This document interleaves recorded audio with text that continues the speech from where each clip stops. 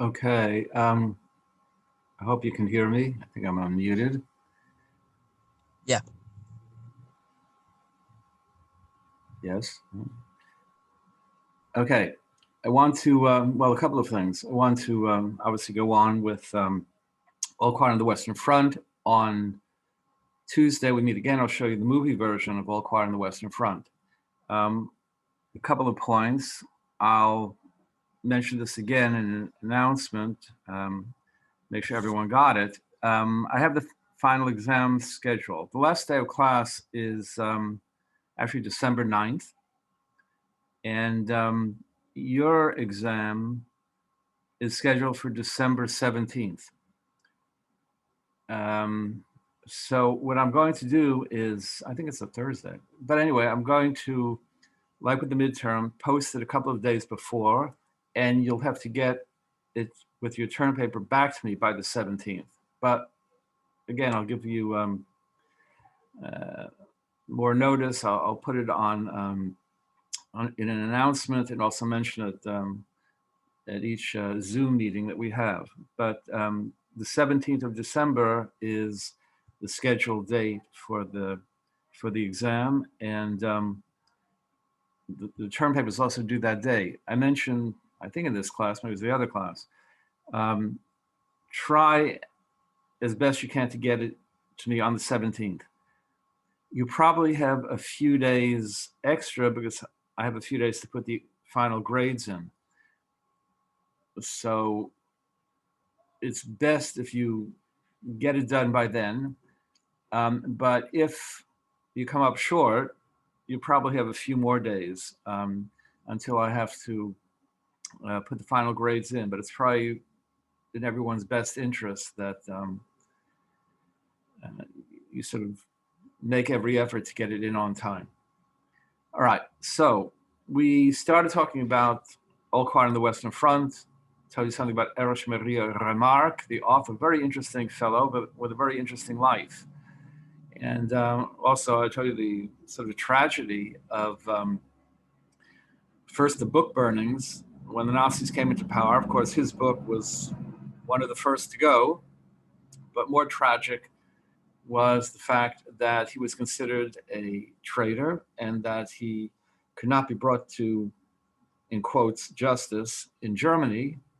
He was in exile. So instead, they took his sister Elfriede and put her on the stand. It was a mock, I mean, it was really a kangaroo court, as they say. And of course, she was found guilty in place of her brother, was sentenced to death, and was decapitated. It was just absolutely incredible. I mean, every bit of it is incredible and unnerving, but even the decapitating, it's like something out of the Middle Ages. But then in many ways, the Nazis were like something out of the Middle Ages. All right, so before we go on with the story itself, just want to summarize a few points, keep things sort of in perspective. There are a few themes that are central to this novel. First and foremost, the horror of war. And it portrays war in all its brutality. And you have to remember also that prior to World War I and to the literature of war prior to World War I, war was romanticized. It was seen as a means of cleansing the soul of the nation, of achieving great acts of bravery, and so on. But the developments in World War I, being the total war that it was, totally undermined those visions of the glorious battles, on far-off battlefields. It came home, World War I, and involved all of the new technology that we spoke about, and with it, the most miserable forms of death and dying and mental illness and physical handicap and so on. So the horror of war is now, front and center in all of its gory. It's more gore than glory, and so that's one of the main themes: the horror of war. The other is the effect of war on the soldier, and we know that World War I produced the notion of the shell shock, or what we call today post-traumatic stress disorder. Soldiers, and they were all young, were subjected to unending and unrelenting episodes of bombings, gas attacks, and so on. And if they managed to survive, they never survived whole, literally and figuratively. Either they didn't survive whole, they were missing body parts, or they psychologically were no longer whole, and that they spent the rest of their lives suffering the consequences of the trauma that they experienced on the front. So the effect of the soldier and the long-lasting consequences of war also very important. Another issue, of course, is nationalism, patriotism, and so on.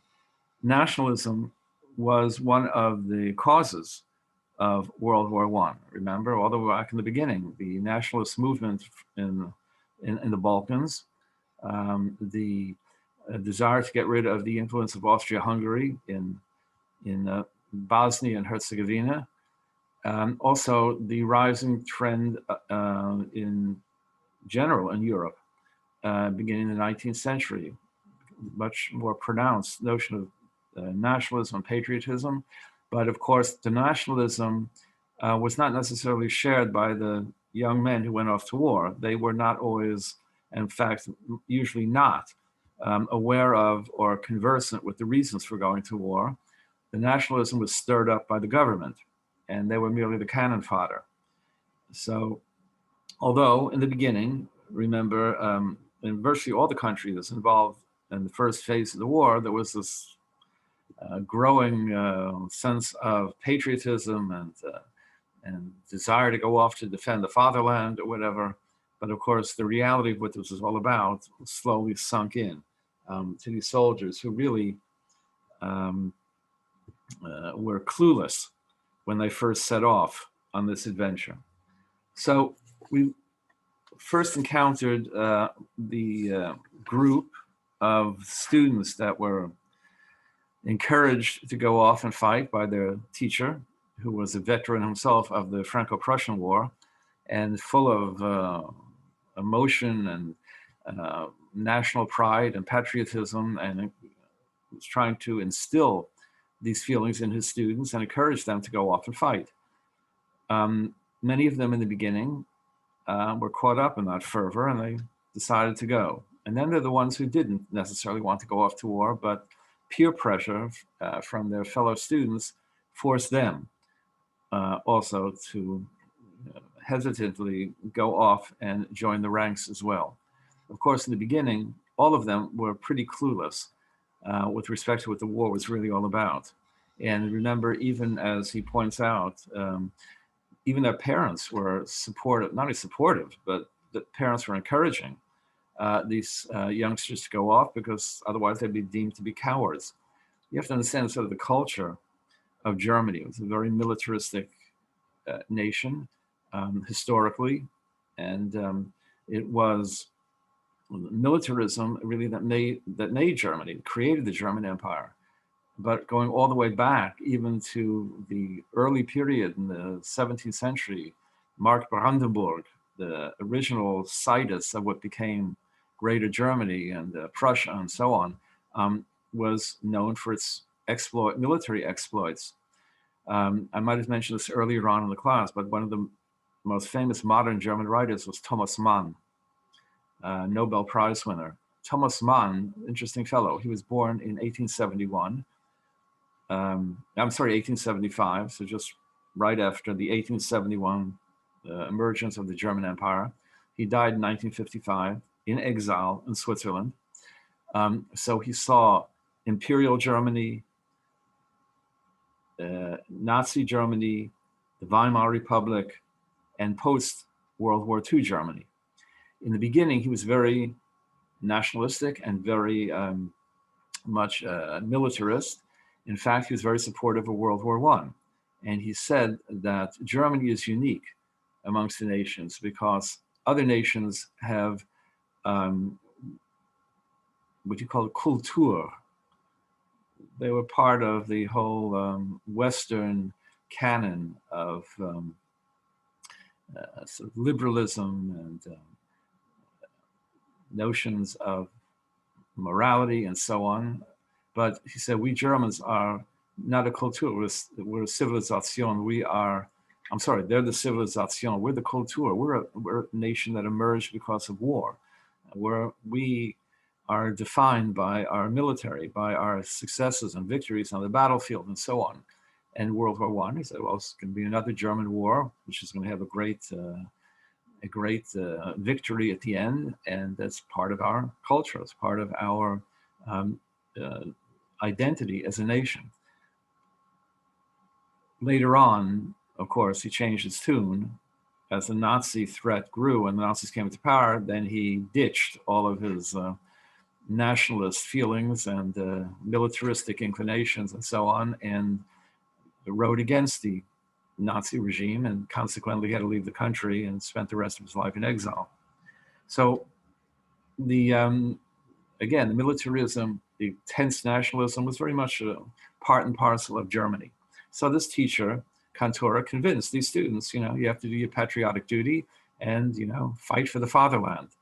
And he quotes the famous line from the Roman statesman Horace, dulce et decorum est pro patria mori. It's good and it's appropriate to die for one's country. Again, that's going to be the title of a poem we're going to read later on. So all the guys join up. In the beginning, there's a sense of community, a communal feeling, because they're in boot camp, basically, and they haven't really encountered the reality of war. Now they're going to be sent to the front. Now, one of the important figures in the story is this guy, Kaczynski. Kaczynski, back in civilian life, was a cobbler, a shoemaker.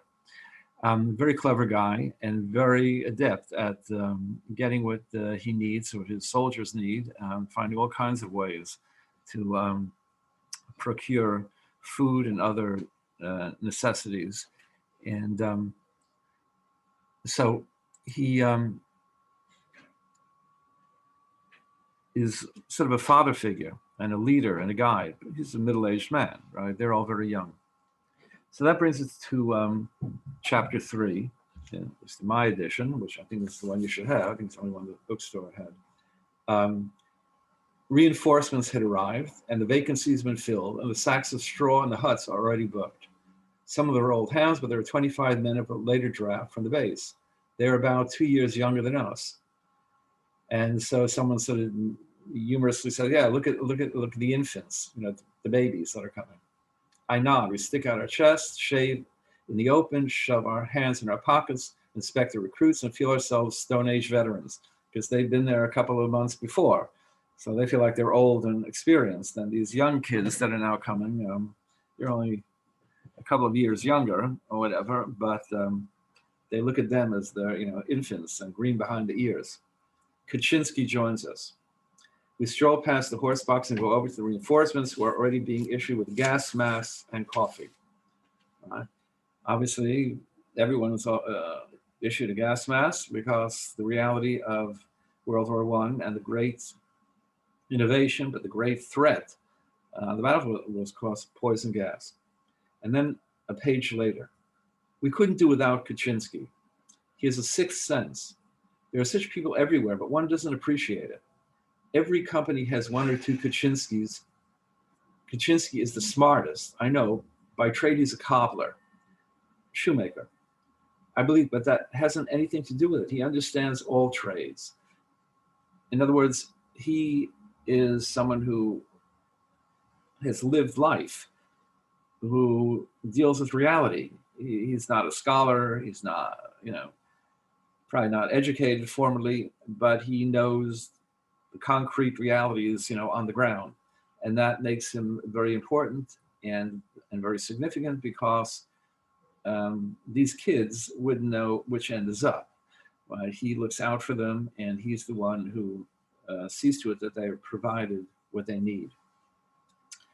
For example, we land at night in some utterly unknown spot, a sorry hole that has been eaten out to the very walls. And we're quartered in a small, dark factory adapted to the purpose. There are beds in it, or rather bunks, and a couple of wooden beams of which wire netting is stretched. Wire netting is hard. There's nothing to put on it. Our waterproof sheets are too thin, and we use our blankets to cover ourselves, right? Not a very auspicious beginning to their time in the army, but it gets worse. They're slowly getting used to the realities of army life. And remember, these are kids who came from very comfortable and protective homes, and whose hands were never dirty before, right? They were in school, right? They had no experience with the roughness of life, especially anything even approaching the realities on the battlefield. So Kaczynski is their guide and in many ways their savior. Moving forward, quite a bit forward to page 101. Up until this point, we hear about all of their new experiences and the horrors that they have to encounter, and the shattered illusion that war is a romantic kind of an exploit or journey. No, it's a brutal, bloody, and unpleasant experience. So on page 101, the front is a cage in which we must await fearfully whatever may happen, right? In other words, they're trapped. The front, meaning the front lines, it's a cage. They're trapped. You can't go anywhere, right?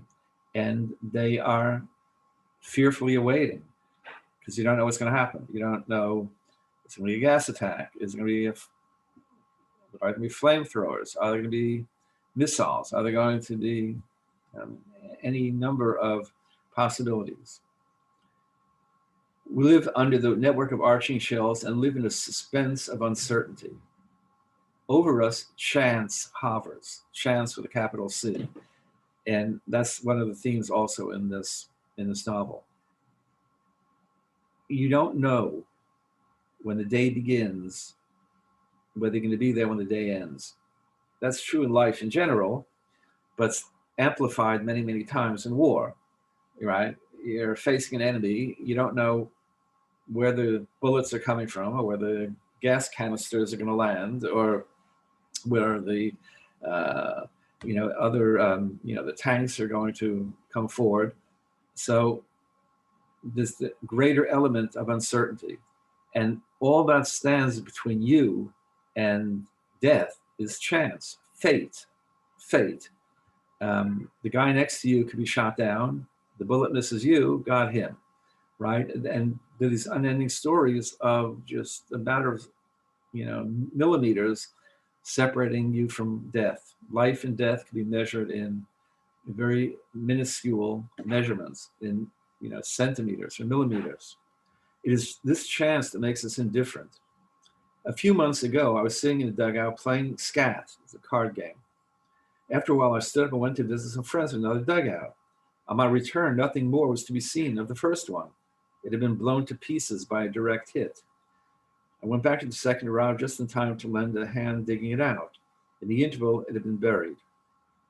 He said, perfect example. I was in my little dugout and, pit in the ground, and it must have been a quiet time. Got up, went to another one to visit some friends of his and to play a card game or whatever. When he got back, the pit that he had come out of was no longer there. It had been obliterated and blown to pieces by an incoming projectile. And that's war. You don't know what's going to happen in the next moment, which in some ways, he said, creates a certain indifference. Because you, on the one hand, you're fearful, like you said in the first paragraph, but in the second, you're indifferent because you don't know. It's not something that you can calculate or that you can determine with any certainty. And so in some ways, you just keep going. If I can just interject personal stories, and it illustrates this point, but a different war. My father was a sergeant in World War II. He was a translator, French translator for General Patton in North Africa. And after serving in North Africa. It was Operation Torch. It was the North African battles the United States engaged in. And then after taking care of the enemy, the Germans in North Africa, then they moved north across the Mediterranean to Italy. So in Italy, my father was, he had the rank of sergeant. He didn't speak Italian. He wasn't a translator anymore, but he became supply sergeant. And one Friday afternoon, he asked his commanding officer to go to synagogue Friday night. And the commanding officer said, yes, of course. While he was there, he heard this huge explosion, but didn't think anything of it at first because, in the middle of a war, you hear all kinds of things.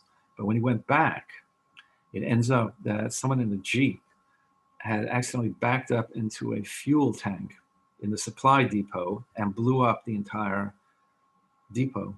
If my father hadn't been in the synagogue, he'd been in the supply depot, right, supply sergeant, and would have been blown up along with everything else. So that's war. You don't know, when your number's up, when it isn't, and from one second to the next, everything can change dramatically. It's just as much a matter of chance that I'm still alive as that I might have been hit. In a bomb-proof dugout, I may be smashed to atoms, and in the open may survive 10 hours bombardment unscathed, right? You don't know, I can be, and you'll see. In the movie, it's very clear when all of a sudden there's an explosion outside, a bomb lands or something, not necessarily in the trench, but nearby, but it causes enough unsettling of the earth that everything starts collapsing in the trench. So you can be killed in the trench, which is supposed to be protecting you, and yet you can be out in the battlefield in no man's land and come back unscathed. It's just, all up to fate. No soldier outlives 1,000 chances, but every soldier believes in chance and trusts his luck. Right? And I think it's part of human nature. There's a Jewish proverb that says, everyone knows he's going to die, but nobody believes it. Right? If you were constantly fearful of your demise, you couldn't live your life. There's a very famous piece of Enlightenment writing by Alexander Pope called An Essay on Man. And basically it's in keeping with Enlightenment optimism, and explains how everything that we have is what we need. God created a perfect world, and everything is a great chain of being, and even the things that we think we should have that we don't have, there's a reason. And he says, for example, the book of fate is only open to that page. You don't know what's coming up in the next pages. He said, that's good, because if you knew that what's coming up ahead isn't good, you couldn't live in the present.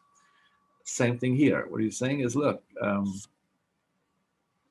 people are dying all over the place in this war, but each one individually believes, the wheel of fate isn't going to get me.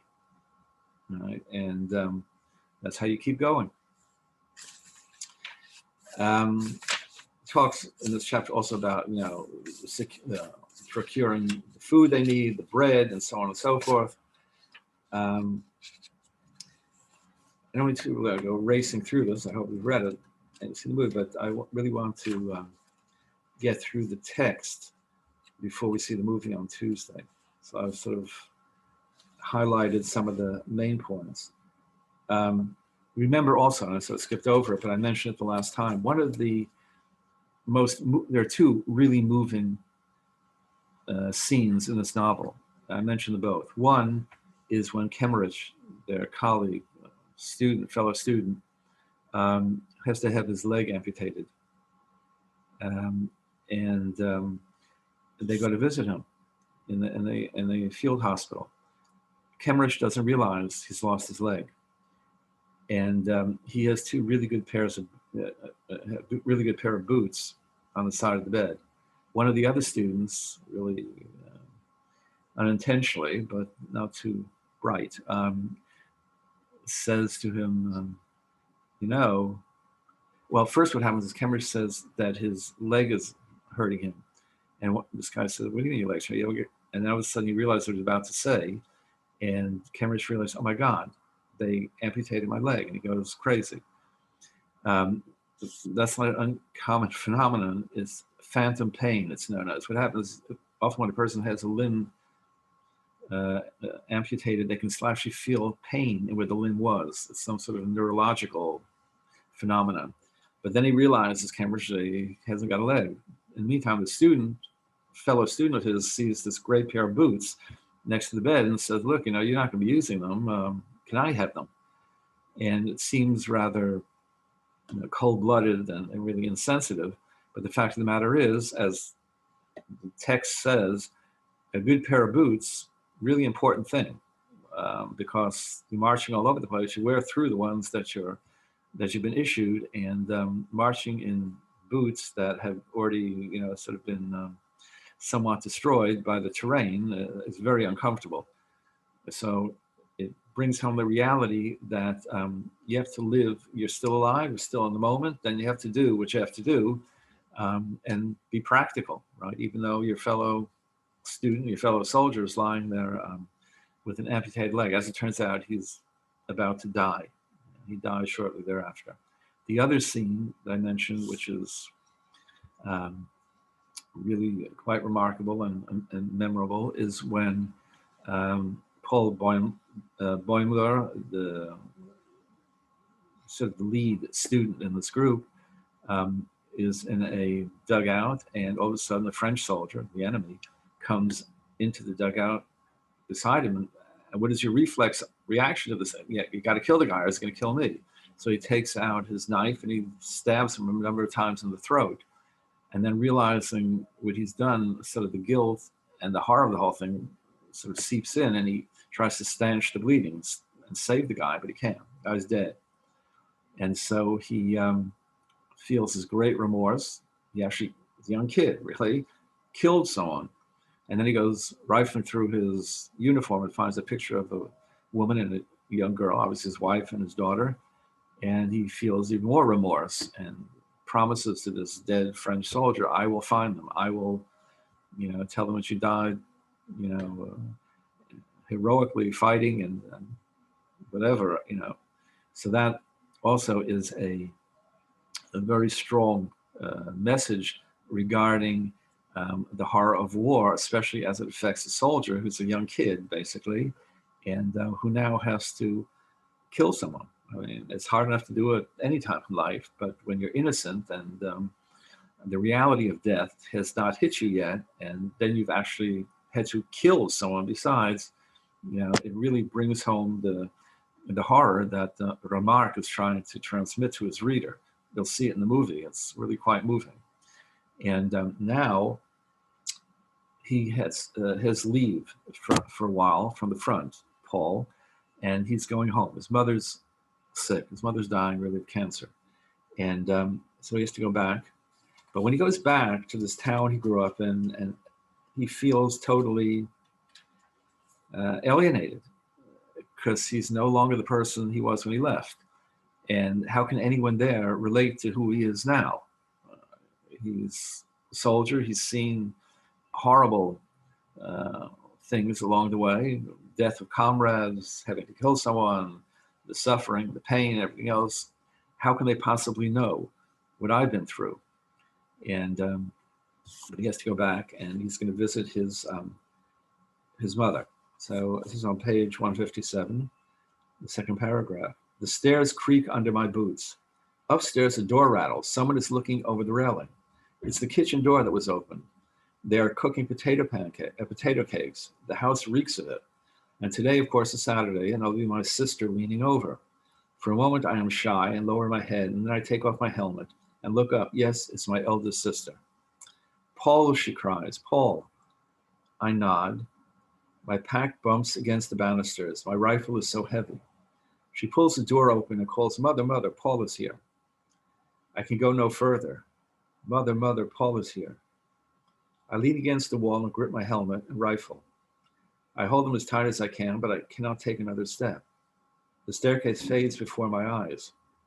I support myself with the butt of my rifle against my feet and clench my teeth fiercely, but I can't speak a word. My sister's call has made me powerless. I can do nothing. I struggle to make myself laugh, to speak, but no word comes. And so I stand on the steps, miserable, helpless, paralyzed, and against my will, the tears run down my cheeks. What's happening? Why this response? He's in his home. He's seen his sister. He's going to see his mother. Why this bizarre reaction? Because he's not home. To use the title of a famous novel, you can never go home again. It's the home he grew up in. It's the sister he knew from birth. It's the mother he's about to see, but it's not the same anymore. It's not his home. He's alienated. He's standing in the same home, but how is he standing there? With a rifle, with a helmet, right? He's not the Paul that you connect with the house, right? He's now become someone else. And the discrepancy, the disconnect between this setting and who he now is causes this emotional reaction. Because he can never be the same person he was before, and he can never go back to the town and the home and the family that he knew before he went off. My sister comes back and says, what's the matter? And I pull myself together and stagger onto the landing, and I leave my rifle in a corner. I set my pack against the wall, place my helmet on it, and fling down my equipment and baggage. And then I say fiercely, bring me a handkerchief. She gives me one from the cupboard, and I dry my face. Above me on the wall hangs the glass case with the colored butterflies that I once collected. This is a very important sentence and allusion. Apparently, when he was a kid, we all have different hobbies, and he collected colorful butterflies. And, then you press them and you mount them on the wall. Why is it significant that the author, that Remarque, mentions this seemingly insignificant image of these butterflies on the wall? Because it's a foreshadowing of the end of the story. At the end of the story, the war is almost over. Paul has lost almost virtually all of his classmates, and Kaczynski. He's the last one. And like I said, at the very end, and maybe a week before the war ends, and he's in a dugout, and as he looks up, he sees a butterfly, and he wants to capture the butterfly. So he lifts himself over the edge, and at that moment, he's hit by enemy fire. The bullet enters his head, and he dies. Why the image of the butterfly? Yeah. Why is he shown at the end trying to reach out and capture this butterfly? So I think a number of reasons. One, it relates back to his youth, right? When he collected these butterflies, and trying to capture that butterfly is sort of an illusion trying to recapture his youth, but his youth is gone. And what is it about a butterfly? Okay, butterfly is a very beautiful specimen, right? But a butterfly didn't always start out a butterfly. Right? A butterfly is the end product of the metamorphosis from some sort of a worm or other, or caterpillar or whatever it is, into finally this beautiful, blossoming, free spirit that sort of flitters around all over the place. Well, that's what these kids were. They were free-spirited, young, lives ahead of them, but they never had the chance to really, shall we say, spread their wings, because they were shot down, they were cut down in youth. So the butterfly imagery is really important, and here it's a foreshadowing of the butterfly that's going to show up at the end of the story. Now I hear my mother's voice. It comes from the bedroom. Is she in bed? I ask my sister. She's ill. I go into her, give her my hand, and say as calmly as I can, here I am, Mother. She lies still in the dim light, and then she asks, "Are you wounded?" And I feel her searching glance. "No, I've got leave." My mother's very pale. I'm afraid to make a light. "Here I lie now," she says, "and cry instead of being glad." "Are you sick, mother?" "I'm going to get up a little today," she says, and turns to my sister, who is continually running to the kitchen to watch that the food doesn't burn. "And put out that jar of preserved whortleberries. You like that, don't you?" she asks. "Yes, mother. I haven't had any for a long time." "We might almost have known you were coming," laughs my sister. "There's just your favorite dish, potato cakes, and even the whortleberries to go with them. And it's Saturday." So in other words, this is the normal, back in the day, this is the normal schedule. Saturday's the day that he had these cakes and the berries that he liked. That was sort of the weekend, the weekend fare they looked forward to. So it's just saying, yeah, we should have known that you were coming, because everything is as it always is, always was on Saturday afternoon. But of course, it's not the same. All of the props are there. Like I said, the house is there, the town is there, the whortleberries are there, the cakes are there, the mother's there, and the sister's there. But he's not, because he's not the same Paul that left to go off and fight in the war. "Sit here beside me," says my mother. She looks at me. Her hands are white and sickly and frail compared with mine. We say very little, and I'm thankful she asks nothing. What ought I to say? Everything I could have wished for has happened. I've come out of it safely and sit here beside her. And in the kitchen stands my sister preparing supper and singing. "Dear boy," says my mother softly. We were never very demonstrative in our family. Poor folk who toil full of cares are not so. It's not their way to protest what they already know. When my mother says to me, "Dear boy," it means much more than when another uses it. I know well enough that the jar of berries is the only one that they've had for months, and that she has kept it for me, and somewhat stale cakes that she gives me too. She must have got them cheap sometime and put them all by for me. I sit by her bed, and through the window, the chestnut trees in the beer garden opposite glow in brown and gold, and I breathe deeply and say over to myself, "You're at home. You're at home." But a sense of strangeness will not leave me. I cannot feel at home amongst these things. There's my mother, there's my sister, there's my case of butterflies and mahogany piano, but I'm not myself here. There's a distance, a veil between us. Obviously, he can't relate anymore, and they can't relate to him. They haven't seen what he's seen, and he's seen too much to go back to where he was. And then on the next page, the mother asks him, "Was it very bad out there, Paul?"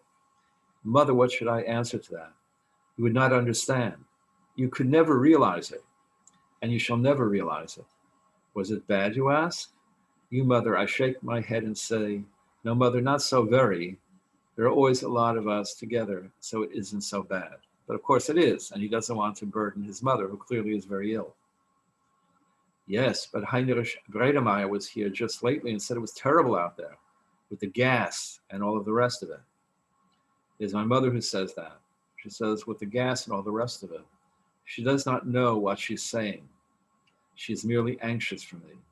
Should I tell her how we once found 3 enemy trenches with the garrison all stiff as though stricken with apoplexy? Against the parapet in the dugouts, just where they were, the men stood and lay about with blue faces, dead. Can she possibly imagine? She's heard about it. Yeah, it's gas, is it?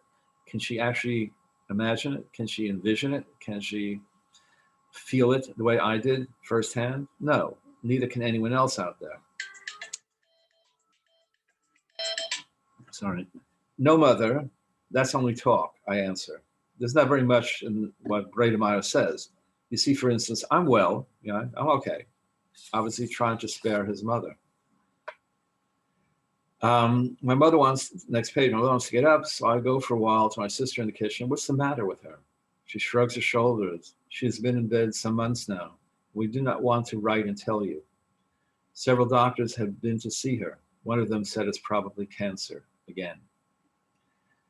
We saw in Farewell to Arms, and this imagery or this metaphor is going to show up in a number of places. Illness in literature is not just illness. It's a symbol or a model for something else. And the cancer his mother is suffering is also sort of a parallel to the cancer that's tearing apart society and taking its young together with the old. I go to the district commandant to report myself. Slowly I wander through the streets. Occasionally someone speaks to me. I do not delay long, for I have little inclination to talk. On the way back from the barracks, a loud voice calls out to me. Still lost in thought, I turn around and find myself confronted by a major. "Can't you salute?" he blusters. "Sorry, Major," I say in embarrassment. "I didn't notice you."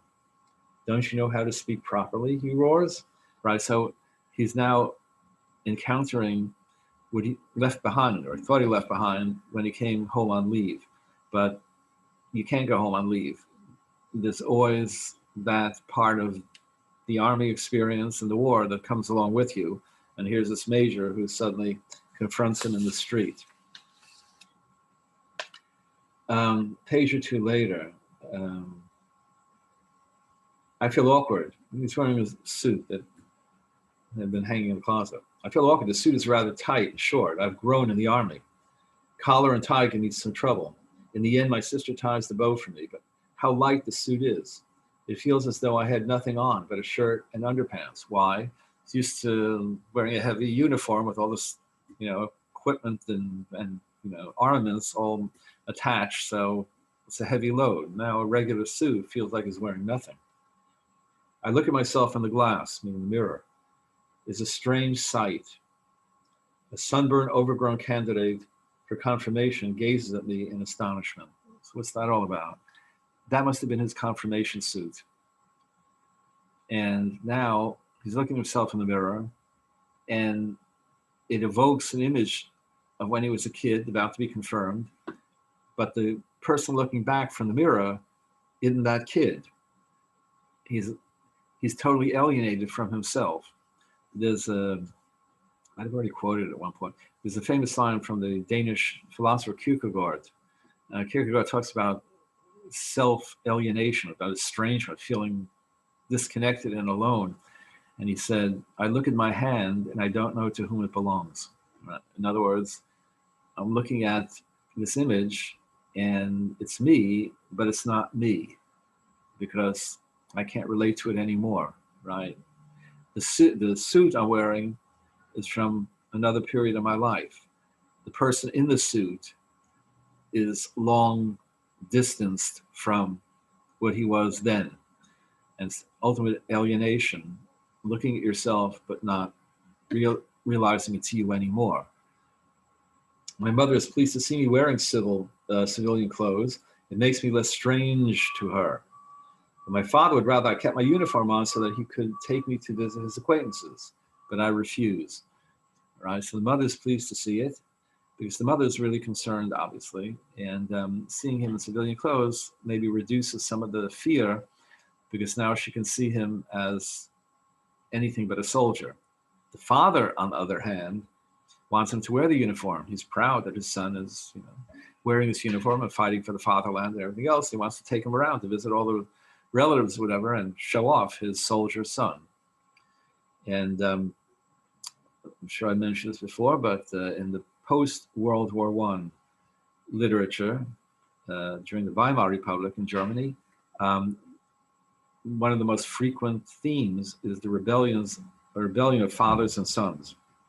Sons who managed to survive, but now hated the older generation because of a war that they started, which they feel was totally unjustified. And a certain view of the world, called German Weltanschauung, that they don't share. The father obviously is from that generation, proud of German militarism and the soldier and what it represents and so on. The son, who actually is a soldier, is not all gung-ho on that because he, the son, has confronted the reality of war. The father sitting back home boasting about his son and the fact that he's in the German army, the Wehrmacht, and he is fighting for the fatherland, but he doesn't know the reality. And that's the theme that's going to show up in some of the poems we're reading. So the experience coming back home is not a pleasant one, because as I said, you can never go home again. It's not your home, and it's not you after you've been scarred by the experience in the trench and on the battlefield, and the close-up encounter with death, and the loss of your school mates and fellow soldiers, and so on.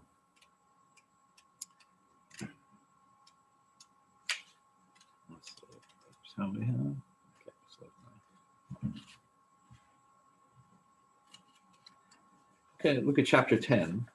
It's on page 231. We have dropped in for a good job. 8 of us have to guard a village that has been abandoned because it's being shelled too heavily. And particularly, we have to watch the supply dump, as that's not empty yet. We are supposed to provision ourselves from the same store. We've got food from there. We are just the right people for that. Kat, Kaczynski is still around. Albert, Müller, Chaden, and Datering. Our whole gang is there. High is dead, though. But we are mighty lucky all the same. All the other squads have had more casualties than we have.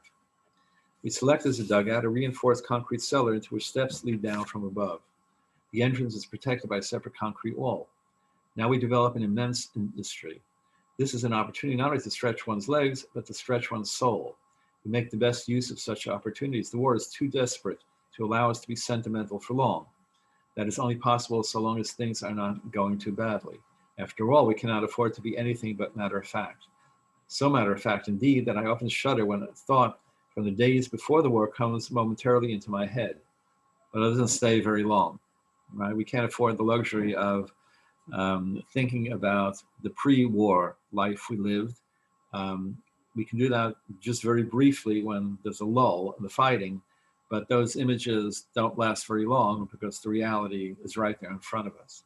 We have to take things as lightly as we can, so we make the most of every opportunity. And nonsense stands stark and immediate beside horror, right? They try and have a sort of brief escape from the realities of war, but the war is never far away. The fun and jocularity is side by side with the horror of the war. And then he describes this place where they have to spend the night because it's been abandoned, obviously, by people escaping the war.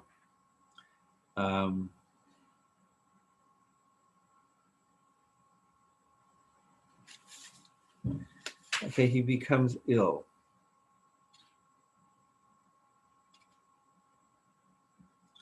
And he has been injured, and it's on page 248. The nurse, she feels my pulse and smooths my forehead. You haven't had any fever, though? No. Have you been dreaming then? Perhaps. The interrogation starts again. She looks at me with her clear eyes, and the more wonderful and sweet she is, the less I'm able to tell her what I want. I am lifted into bed again, and that'll be all right. As soon as she goes, I must try to climb down again. If she were an old woman, it might be easier to say what a man wants, but she is so very young, at the most maybe 25, it can't be done. I can't possibly tell her. And then Albert comes into my rescue. He's not bashful. It makes no difference to him. He calls to the sister. She turns around. Sister, the nurse, he wants, but no more does Albert know how to express it modestly and decently. Out there we say it in a single word, but here, to such a lady, all at once he remembers his school days and finishes hastily. He wants to leave the room.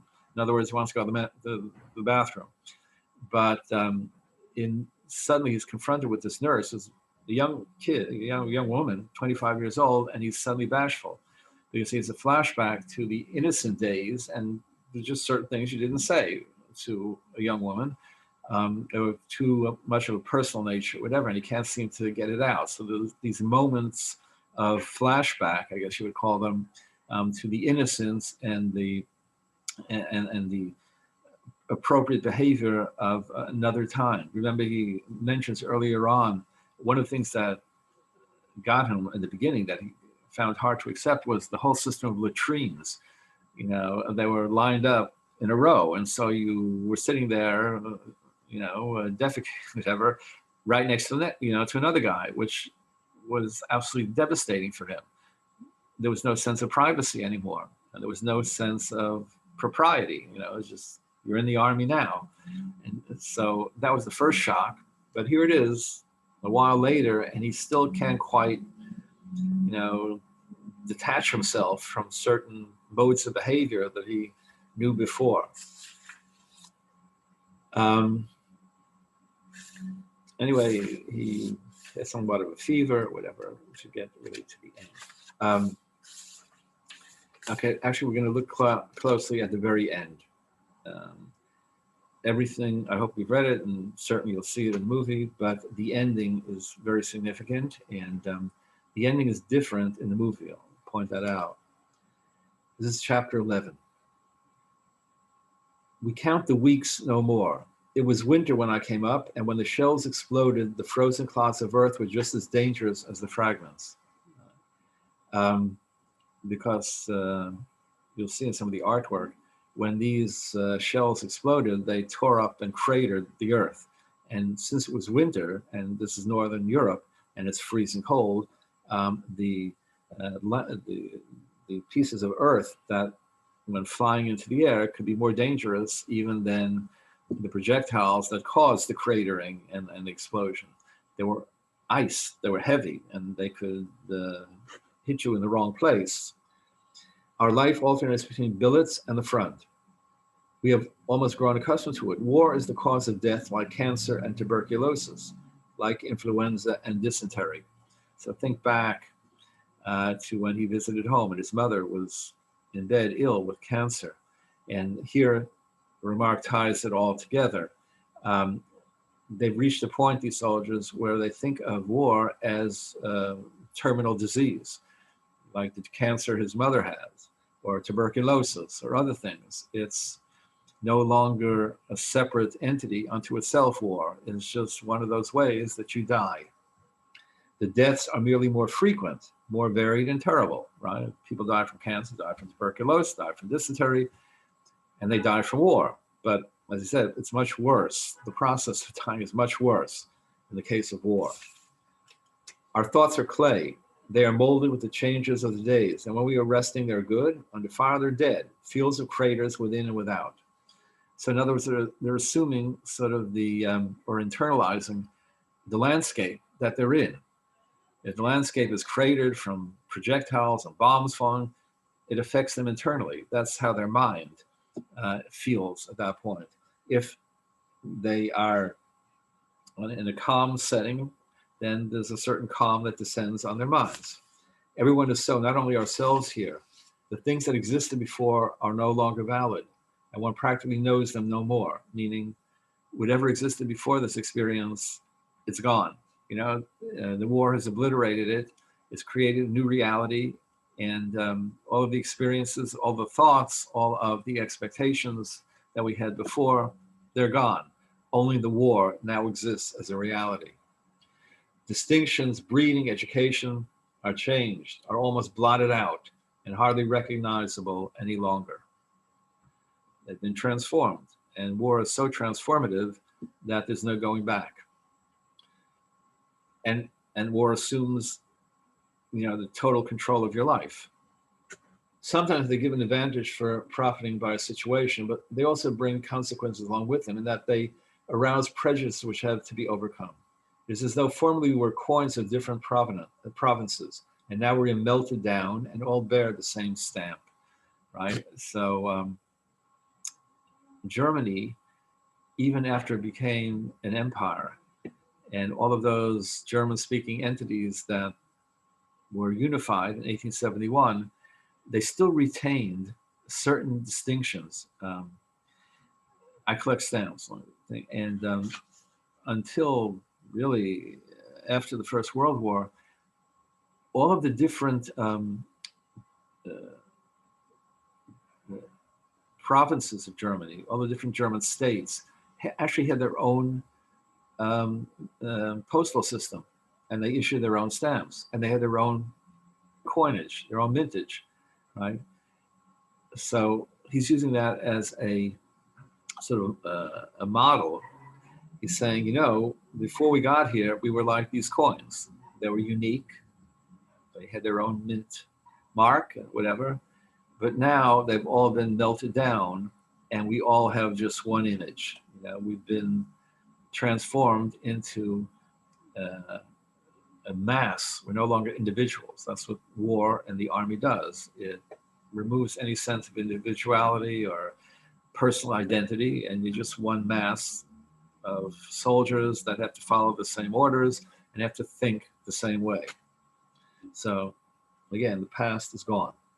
It's a great brotherhood, which adds something of the good fellowship of the folk song, of the feeling of solidarity of convicts, of desperate loyalty to one another, of men condemned to death, to a condition of life arising out of the midst of danger, of the tension and forlornness of death. And they're saying there's one positive to this. We're all united in one, in one situation, the fear of imminent death. So that binds us all into a singular community, but it removes our individuality. It's a great brotherhood. It is this, for example, that makes Chadden spoon down his ham pea soup in such tearing haste when an enemy attack is reported, simply because he cannot be sure that in an hour's time he'll be alive. So he wants to eat it now. You don't know what an hour from now will bring. We've discussed it at length, whether it is right or not to do so. Cat condemns it because he says a man has to reckon with the possibility of an abdominal wound, and that is more dangerous on a full stomach than on an empty one. Right? It's a very interesting perspective. One, the soldier, Chadden, his perspective is, I'm going to eat it now because I might not be around an hour to eat it later on. Cat, who's the down-to-earth, concrete leader, says, no, you have to realize you could be injured. And the injury could be an abdominal injury, and that's going to be a lot worse if your stomach is full of food rather than if it's empty. So he sees things in a very practical way. The other one sees it in a very fatalistic way. Such things are real problems. They're serious matters to us. They cannot be otherwise. Here on the borders of death, life follows an amazingly simple course. It is limited to what is most necessary. All else lies buried in gloomy sleep. And that besides our primitiveness and our survival. In other words, there's no time here for deep thought and philosophical speculation. It's a matter of life and death, and things are reduced to their simplest and most practical form. Page or so later, 275, every day and every hour, every shell and every death cuts into this thin support, and the years waste it rapidly. I see how it is already gradually breaking down around me. This is the mad story of Detering. It's another student. He was one of those who kept himself to himself. His misfortune was that he saw a cherry tree in a garden. We were just coming back from the front line, and at a turning point in the road, near our billets, marvelous in the morning twilight, stood this cherry tree before us. It had no leaves, but was one white mass of blossom. In the evening, Detering was not to be seen. Then at last he came back and had a couple of branches of cherry blossom in his hand. We made fun of him and asked whether he was going to a wedding. He made no answer, but lay down on his bed, and during the night I heard him making a noise. He seemed to be packing. I sensed something amiss and went over to him. He made out it was nothing, and I said, don't do anything silly. Why? It's merely that I can't sleep. What did you pick the cherry blossoms for? Surely I can pick cherry blossoms if I want to, he replied evasively. And after a while, I have a big orchard with cherry trees at home. When they were in blossom, from the hayloft, they looked like one single sheet, so white. It is just the time. Perhaps you will get leaves soon. Maybe be back as a farmer. He nodded, but he was far away. When these peasants are excited, they have a curious expression, a mixture of cow and yearning God, half stupid, half rapt, right? So this guy is a simple fellow from the countryside. In order to turn him away from his thought, I asked for a piece of bread. He gave it to me without a murmur. That was suspicious, for he is usually tight-fisted. So I stayed awake, and nothing happened. In the morning, he was as usual. Apparently, he had noticed that I had been watching him. But the second morning, he was gone. I noticed it, but said nothing in order to give him time. He might perhaps get through. Various fellows already got into Holland. In other words, what happened? The guy is planning his escape. He's going to go AWOL. And Paul realizes this, and he wants to give him time to make good on his plan. But at roll call, he was missed. A week after we heard that he had been caught by the field gendarme, those despicable military police. He had headed toward Germany. That was hopeless, of course. And of course, he did everything else just as idiotically. Anyone might have known that his flight was only homesickness and a momentary aberration. But what does a court-martial 100 miles behind the front line know about it? We've heard nothing more of him. Well, we know what's going to happen to him, or what happened to him, because we already read it in another story by Goldsworthy. He went AWOL, he was caught by the border gendarme, and all of a sudden, he's court-martialed, and they don't hear anything about him anymore. Well, we know why they don't hear anything about him anymore, because the punishment for going away without leave is firing squad. And then there are a number of stories that they relate, that Kaczynski relates to them. Page 284. The months pass by. The summer of 1918 is the most bloody and the most terrible. Getting close to the end. The days stand like angels in blue and gold, incomprehensible above the ring of annihilation. So it's a beautiful natural setting, but it jars with the annihilation going down below, meaning the increasing numbers of death. Every man here knows that we are losing the war. Not much is said about it. We are falling back. We'll not be able to attack again after this big offensive. We have no more men and no more ammunition. Still, the campaign goes on and the dying goes on. Summer of 1918. Never has life in its niggardliness seemed to us so desirable as now. The red poppies in the meadows round our billets and the smooth beetles on the blades of grass, the warm evenings in the cool dim rooms, the black mysterious trees of the twilight, the stars in the flowing waters, dreams, long sleep, life. So it's summer. So everything's blossoming. And there's a sharp contrast between the reality of the war and the blossoming of nature. But that instills in them a desire for life. They want to go on.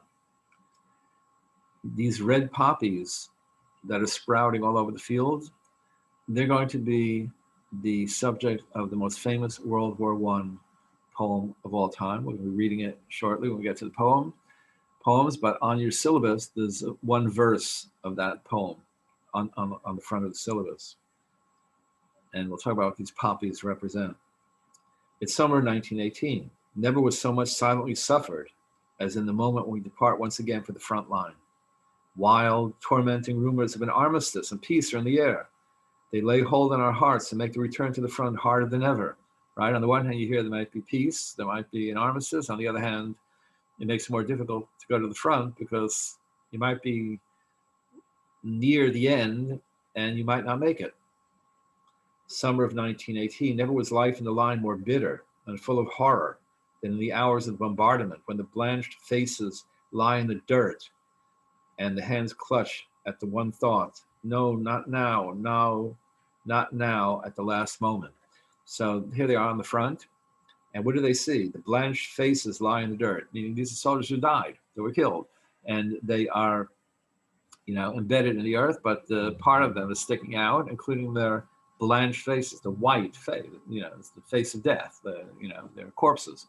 And so they see, on the one hand, these dead soldiers whose bloodless faces are staring up at them, but they've also seen all the poppies and the trees blossoming, and the rumors of armistice, and basically telling these corpses, no, not now. We don't want to end up like you. It's almost over. Let's get us through to the end. Summer of 1918, breath of hope that sweeps over the scorched fields, raging fever of impatience, of disappointment, of the most agonizing terror of death. Insensate question. Why? Why do they make an end? And why do these rumors of an end fly about? Right? There are all these rumors that it's going to end. Why isn't it ending? There are so many airmen here, and so sure of themselves that they give chase to single individuals just as though they were hares chasing rabbits. For every one German plane, there come at least 5 English and American. For one hungry, wretched German soldier come 5 of the enemy, fresh and fit.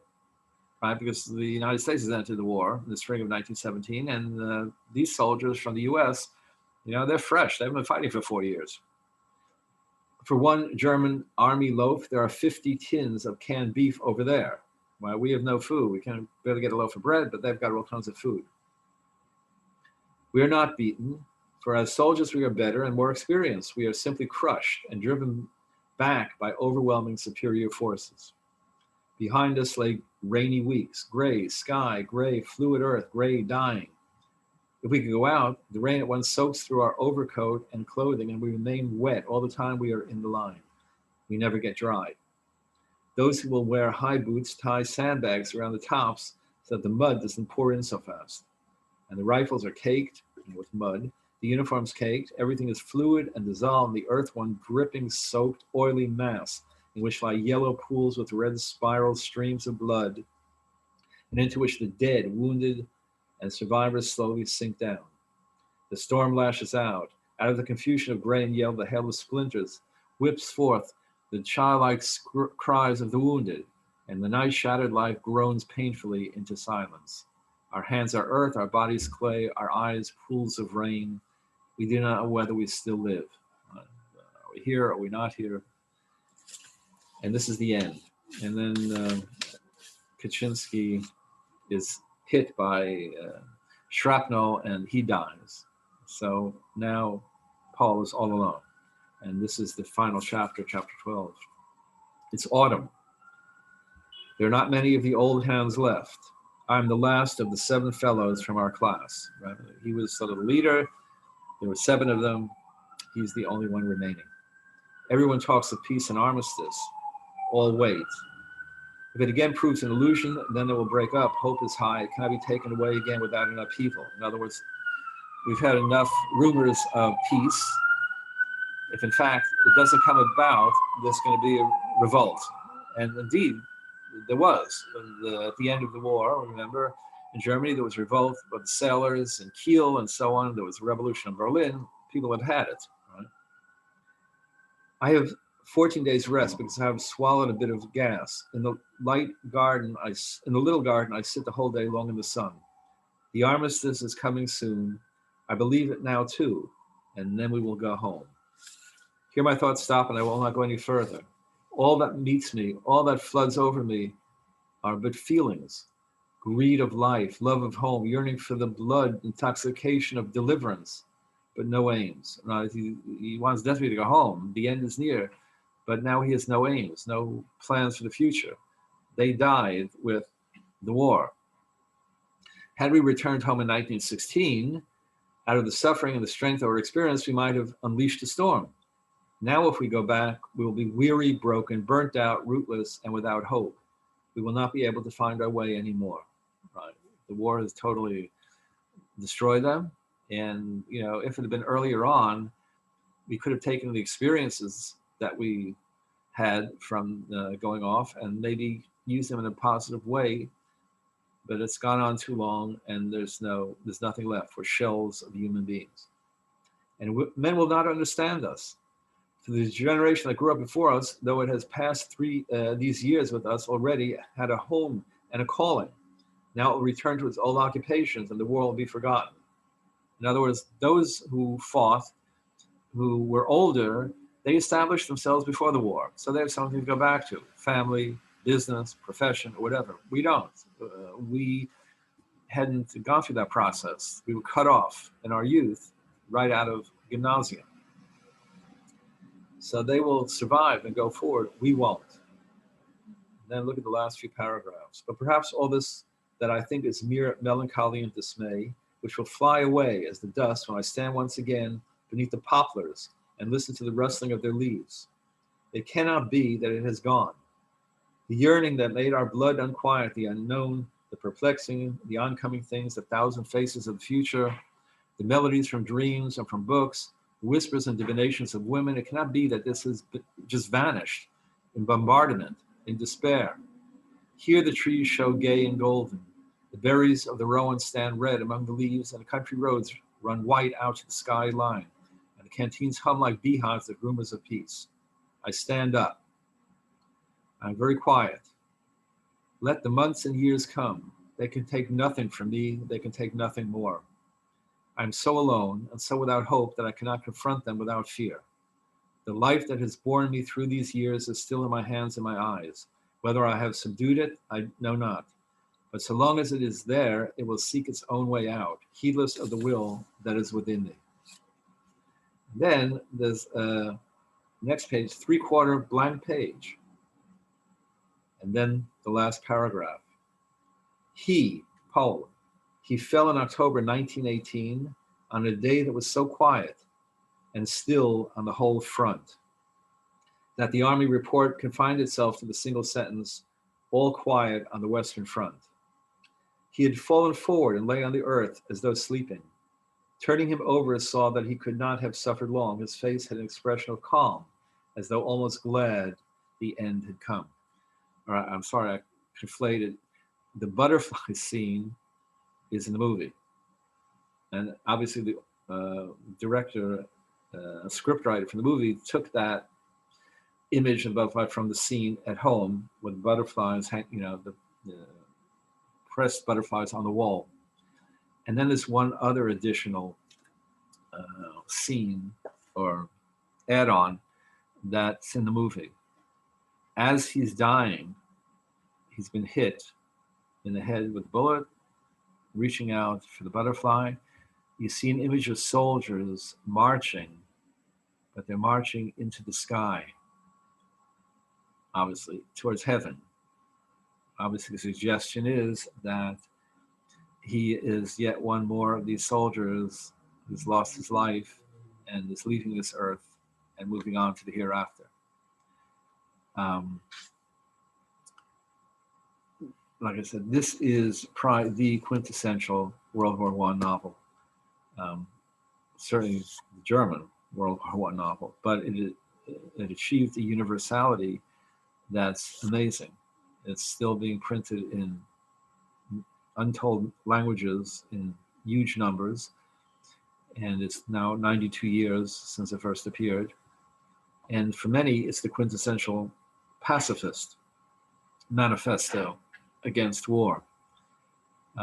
Very different from what you would expect from the pen of a German writer. What you're going to see next, we're going to spend only one day on Storm of Steel.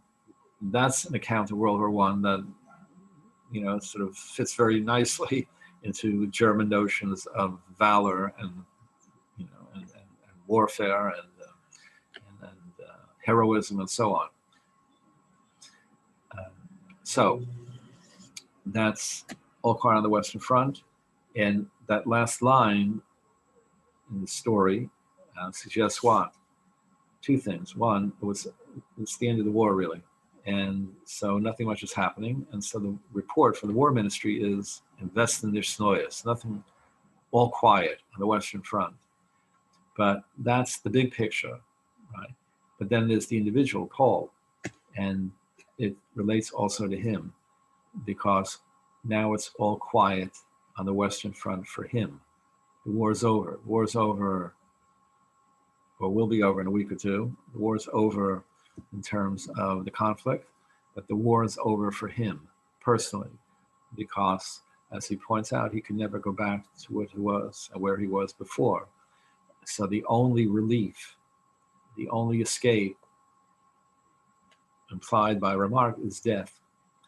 Because if you don't die, then you carry the war with you for the rest of your life. And if you go back to the very beginning, finish with this. As the intro before the first chapter, Erich Maria Remarque says, this book is to be neither an accusation or a confession, and least of all an adventure, for death is not an adventure to those who stand face to face with it. It will try simply to tell of a generation of men who, even though they may have escaped shells, escaped death, were destroyed by the war. Indeed, that is the whole plot, really, of this novel, the destruction of these young men, one by one. But, as I said in the beginning, it is an accusation.